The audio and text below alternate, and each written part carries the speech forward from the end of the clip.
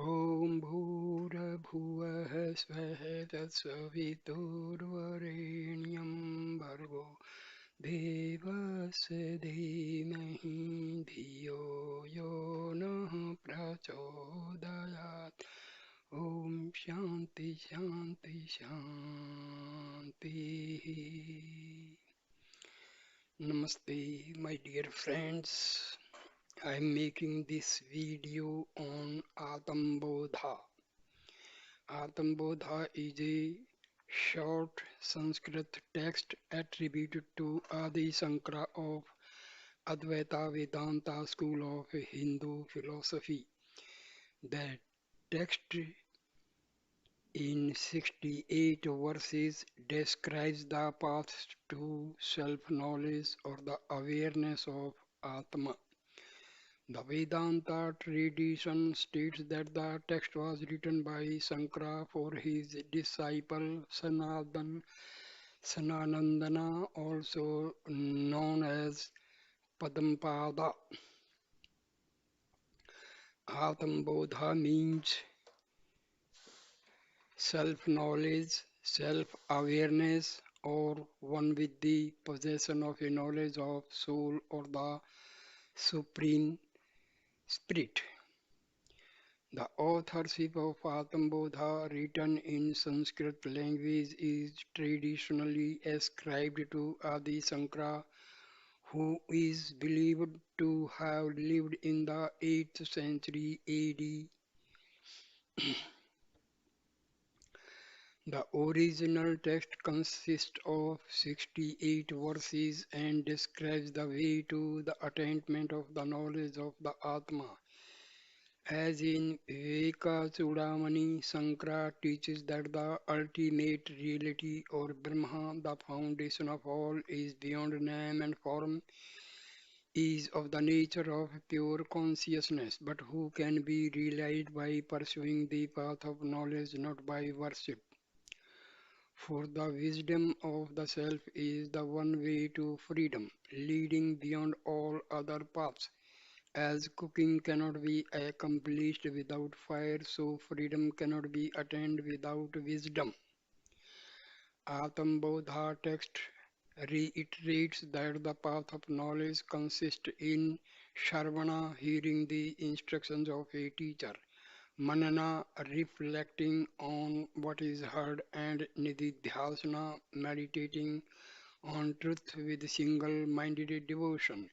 Viveka, philosophical discrimination, and Vairagya, renunciation of all that which is unreal, are the basic disciplines required to be followed, and that is not possible for religious actions, karma, fasting, vow, pilgrimage to destroy ignorance, avidya, and cause liberation, that is moksha. Religious works cannot destroy ignorance, for it is not in conflict with ignorance. Knowledge alone destroys ignorance as light destroys dense darkness. Sankara describes the world and the individual soul are in true essence Brahma, the absolute reality with the nature of Satya Chit Ananda or truth consciousness bliss. Brahma is the substratum on which is projected by imagination all the manifested things of the world. The all-pervading Atma illumining the mind and the senses shines in the intellect buddhi just as the reflection in a mirror. The yogi, endowed with complete enlightenment, sees through the eye of knowledge the entire universe in his own self, regards everything as the self and nothing else. The self-abiding Jivan Mukta states of Atma Bodha is satisfied with his state of bliss derived from Atma. Soul self is free from hate for anyone, seeks unity, is perfected in peace, grows radiant, rejoices with what he has, is the one who shines inwardly like a lamp placed inside a vase. Through study, reflection, and meditation, You exhaust your vasanas, desires, and discover your real self. Through you, it is through your self effort you gain the knowledge of self, and by discovering your inner self, you experience the infinite, all pervading Brahma.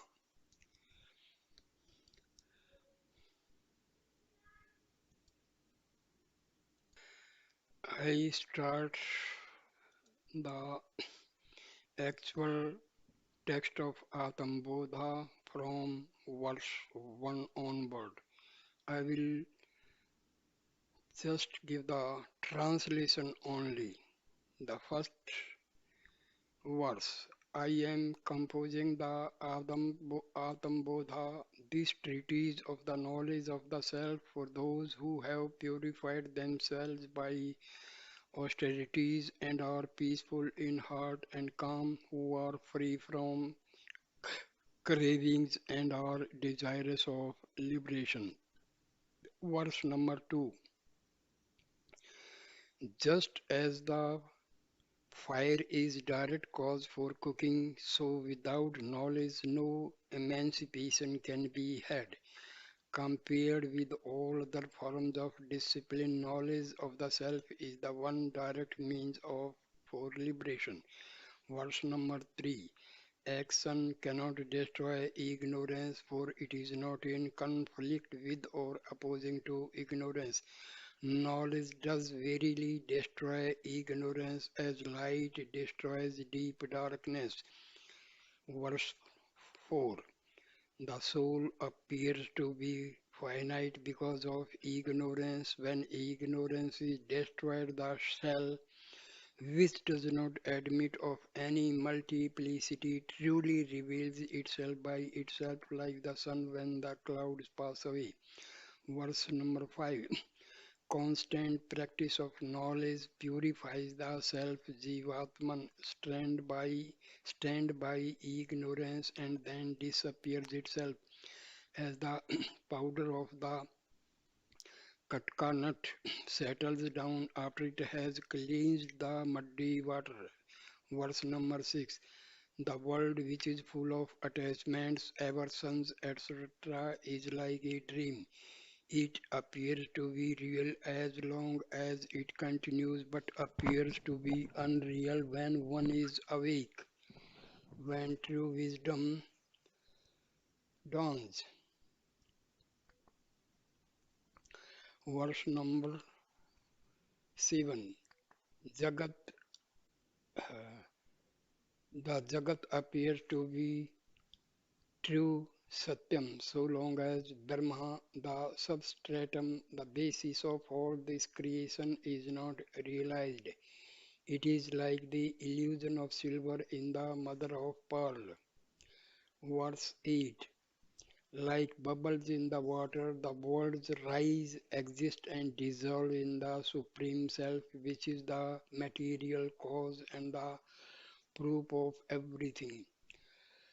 Verse number 9. All the manifested world of things and beings are projected by imagination upon the substratum, which is the eternal, all pervading Vishnu, whose nature is existence, intelligence, just as the different ornaments are all made out of the same gold. Verse number 10. The all-pervading Akasa appears to be diverse on account of its association with various conditioning upadhis, which are different from each other. Space becomes one on the destruction of these limiting adjuncts. So also the omnipresent truth appears to be diverse on account of its association with the various upadhis and becomes one on the destruction of these upadhis.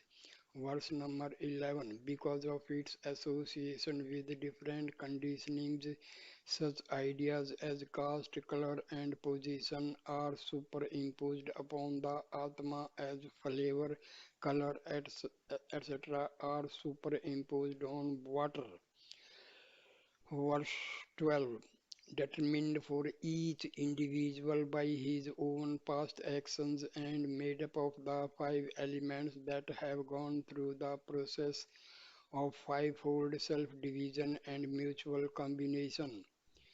Panchikarna are born the gross body, the medium through which pleasure and pain are experienced, the tent of experiences. Verse number 13. The five pranas, the 10 organs, and the manas and buddhi formed from the rudimentary elements, tanmatras, before their fivefold division and mutual combination with one another, Panchikarna, and this is the subtle body, the instruments of experience of the individual. Verse number 14. Avidya, which is indescribable and beginningless, is the causal body. Know for certain that the Atma is other than these three conditioning bodies, upadhis. Verse number 15. In its identification with the five seats, the immaculate Atma appears to have borrowed their qualities upon itself, as in the case of a crystal which appears to gather upon itself color of its vicinity, blue, cloth, etc. Verse number 16. Shuddha Swarup, through discriminative self-analysis and logical thinking, one should separate the pure self within from the seeds as one separates the rice from the husk, bran, etc. that are covering it. Verse number 17. The Atma does not shine in everything, although he is all pervading. He is manifest only in the inner equipment, the intellect buddhi, just as the reflection in clean mirror. Verse number 18. One should understand that the Atma is always like the king, distinct from the body, senses, mind, and intellect, all of which constitute the matter, Prakriti, and is the witness of their functions.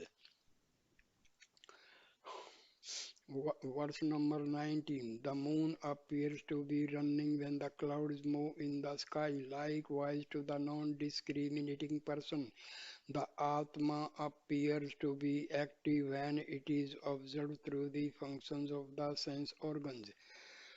Now, verse 20. Depending upon the energy of vitality of consciousness, Atam Chaitanya, the body, senses, mind, and intellect engage themselves in their respective activities, just as men work depending upon the light of the sun. Verse number 21. Fools, because they lack in their powers of discrimination, superimposes on the Atma the absolute existence, knowledge, Satyachit, all the varied functions of the body and the senses, just as they attribute blue color and the sky to the and life to the sky. Verse 22. The tremblings that belong to the waters are attributed through ignorance to the reflected moon dancing on it. Likewise, agency of action of enjoyment of other limitations which really belong to the mind are delusively understood as the nature of the self Atman. Verse number 23. Attachment, desire, pleasure, pain, etc. are perceived to exist so long as buddhi or mind functions. They are not perceived in deep sleep when the mind ceases to exist. Therefore, they belong to the mind alone and not to the Atma. Verse number 24. Just as luminosity is the nature of the sun, coolness of water, and heat of fire, so too the nature of the Atma is eternity, purity, reality, consciousness, and bliss. Verse number 25. By the indiscriminate blending of the two, the existence, knowledge aspect of the self and the thought wave of the intellect, there arises the notion of I know. Verse number 26. Atma never does anything, and the intellect of its own accord has no capacity to experience I know. But the individuality in us, delusory, thinks he is himself the seer and the knower. Verse number 27. Just as the person who regards a rope as a snake is overcome by fear, so also one considering oneself as the ego jiva is overcome by fear. The egocentric individuality in us regains fearlessness by realizing that it is not a jiva but is itself the supreme soul.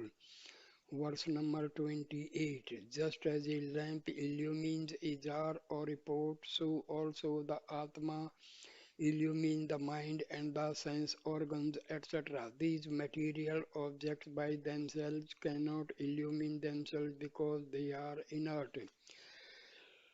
Verse number 29. A lighted lamp does not need another lamp to illuminate its light. So too, Atma, which is knowledge itself, needs no other knowledge to know it. Verse number 30. By a process of negation of the conditionings, upadhis, through the help of the scriptural statement, it is not this, it is not this, the oneness of the individual soul and the supreme soul as indicated by the great Mahavakyas has to be realized. Verse number 31. The body, etc., up to the causal body, ignorance, which are objects perceived, are as perishable as bubbles, realized through discrimination that I am the pure Brahma, ever completely separate from all these. Verse number 32. I am other than the body, and so I am free from changes such as birth, wrinkling, senility, death, etc. I have nothing to do with the sense objects such as sound and taste, for I am without the sense organs. Verse number 33. I am other than the mind, and hence I am free from sorrow, attachment, malice, and fear, for he is without breath and without mind. Pure, etc. is the commandment of the great scriptures, the Upanishads. Verse number 34. I am without attributes and actions, eternal, nitya, without any desire and thought, nirvikalpa, without any doubt, niranjana, without any change, nirvikalpa, without form, nirakara, ever liberated, nitya mukta, ever pure, nirmala. Verse number 35. Like the space, I feel all things within and without, changeless, and the same in all at all times. I am pure, unattached, stainless, and motionless. Verse number 36. I am verily that Supreme Brahma alone, which is eternal, pure, and free, one indivisible and non-dual, and the nature of changeless knowledge infinite. Verse number 37. The impression I am Brahma, thus created by constant practice, destroys ignorance and the agitation caused by it, just as medicine or rasayana destroys disease. Verse number 38. Sitting in a solitary place, freeing the mind from desires and controlling the senses, meditates without unswerving attention on the Atma, which is one without a second. Verse number 39. The wise one should intelligently merge the entire world of objects in the Atma alone and constantly think of the self ever as contaminated by anything as the sky. Verse number 40. He who has realized the Supreme discards all his identification with the objects of names and forms. Thereafter, he dwells as an embodiment of the infinite consciousness and bliss. He becomes the Self. Verse number 21. There are no distinctions such as knower, the knowledge, and the object of knowledge in the Supreme Self. On account of its being of the nature of endless bliss, it does not admit of such distinctions within itself. It alone shines by itself. Verse number 42. When this, the lower and the higher aspects of the self are well churned together, the fire of knowledge is born from it, which in its mighty conflagration shall burn down all the fuel of ignorance in us. Verse number 43. The Lord of the early dawn, Aruna himself, has already looted away the thick darkness. When soon the sun rises, the divine consciousness of the self rises. When the right knowledge has already killed the darkness in the bosom. Verse number 44. Atma is an ever-present reality, yet because of ignorance it is not realized. On the destruction of ignorance, Atma is realized. It is like the missing ornament of one's neck. Verse number 45. Brahma appears to be a jiva because of ignorance, just as a post appears to be a ghost. The egocentric individuality is destroyed when the real nature of the jiva is realized as the self. Verse number 46. The ignorance characterized by the notions I and mine is destroyed by the knowledge produced by the realization of true nature of the self. Just as right information removes the wrong notion about the direction. Verse number 47. The yogi of perfect realization and enlightenment sees through his eyes of wisdom jnana chaksu the entire universe in his own self and regards everything else as his own self and nothing else. Verse number 48. Nothing whatever exists other than the Atma, the tangible universe is verily Atma, as pots and jars are verily made of clay and cannot be said to be anything but clay, so too to the enlightened soul and that is perceived in is the self. Verse number 49. A liberated one endowed with self-knowledge gives up the traits of his previously explained equipments upadhis and because of his nature of Satchit Ananda, he verily becomes a Brahma like the whom he grows to be a Vaspi. Verse number 50. After crossing the ocean of delusion and killing the monsters of likes and dislikes, the yogi who is uniting with peace dwells in the glory of his own realized self as an Atman. Verse number 51. The self-abiding Jivan Mukta relinquishing all his attachments to the illusory external happiness and satisfied with the bliss derived, derived from the Atman shines inwardly like a lamp placed inside a jar. Though the lies in the conditionings Upadhis, he, the contemplative one, remains ever concerned with the anything, or he may move about like the wind perfectly unattached. Verse number 53. On the destruction of the Upadhis, the contemplative one is totally absorbed in Vishnu, the all-pervading spirit, like water into water, space into space, and light into light. Verse number 54. Realizing that to be Brahma, the attainment of which leaves nothing more to be attained, the blessedness of which leaves no other blessing to be desired, and knowledge of which leaves nothing more to be known.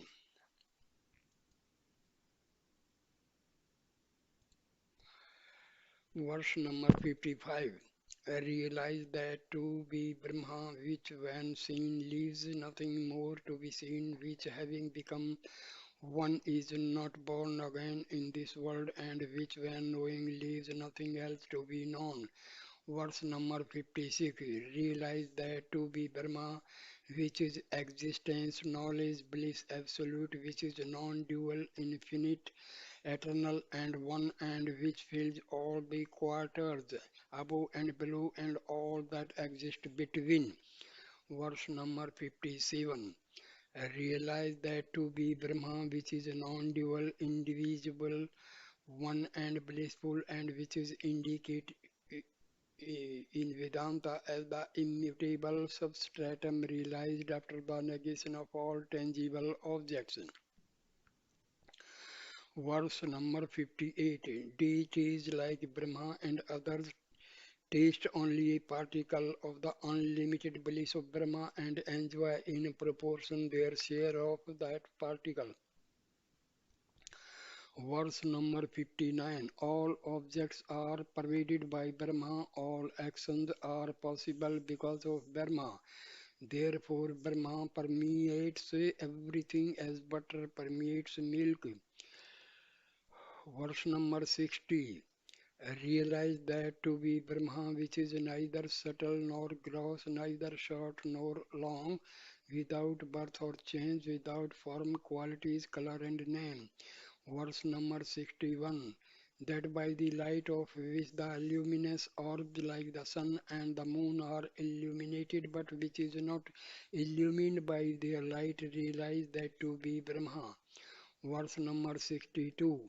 Pervading the entire universe outwardly and inwardly, the Supreme Brahma shines of itself like the fire that permeates a red hot iron ball and glows by itself.